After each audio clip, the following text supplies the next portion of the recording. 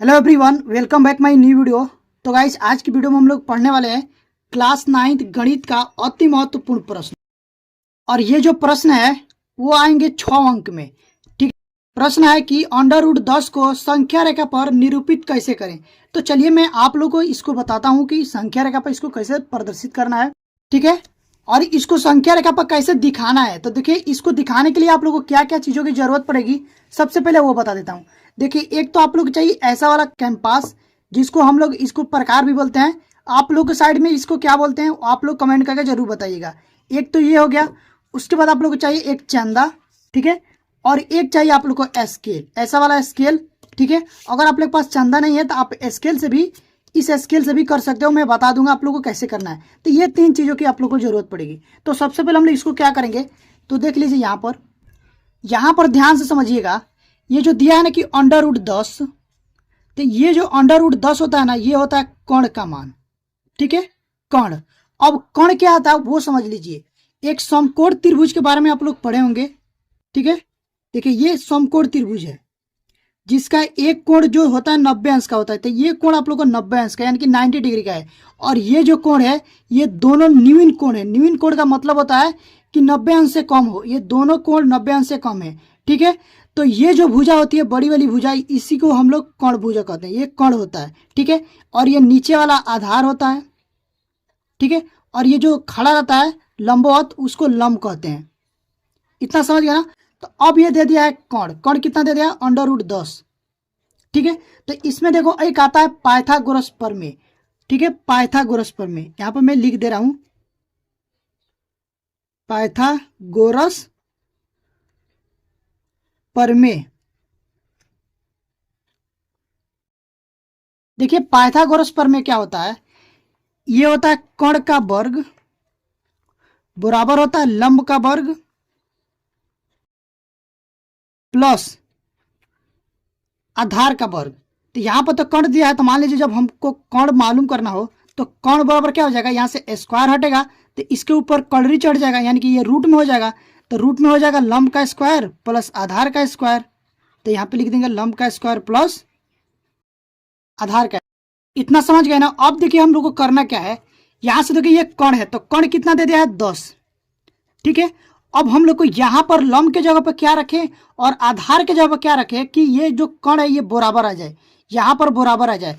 तो मान लीजिए अगर हम आधार को रखते हैं 3 और लंब को रखते हैं 1, तब देखते हैं क्या ये बराबर आता है, अंडर रूट 10 आता है।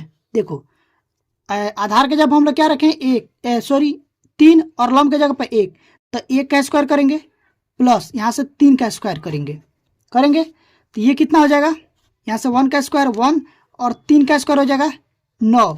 ठीक है, तो 9 और 1 10, तो यहाँ से हो जाएगा अंडर रूट 10। तो ये कितना आ गया, अंडर रूट 10 है, और ये भी आ गया अंडर रूट 10। तो हम लोग को क्या करना होगा, आधार को 3 यूनिट लेंगे और लंब को 1 यूनिट। तो इसको देखो संख्या रेखा पर कैसे दर्शाएंगे।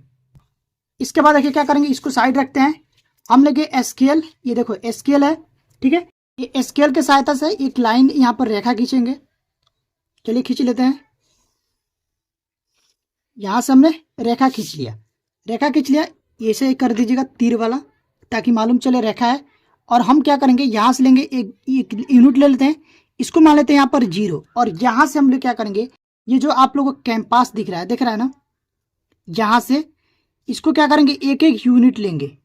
तो मान के चलिए मैं यहाँ से 1 यूनिट, अपने हिसाब से जितना भी रखना होगा आप रख सकते हैं।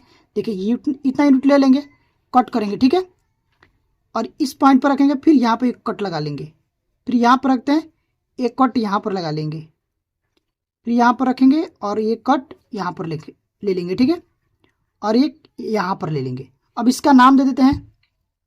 देखिए इसका नाम दे देंगे, ये 0 है तो ये हो जाएगा 1 2 3 4 और 5।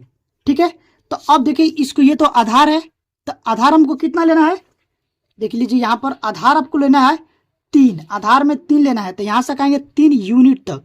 इस पर क्या करेंगे, ये चंदा है ना, जो चंदा का सहायता से इस पर लंब ढारेंगे, यानी कि 90 अंश का कोण बनाएंगे यहाँ पर।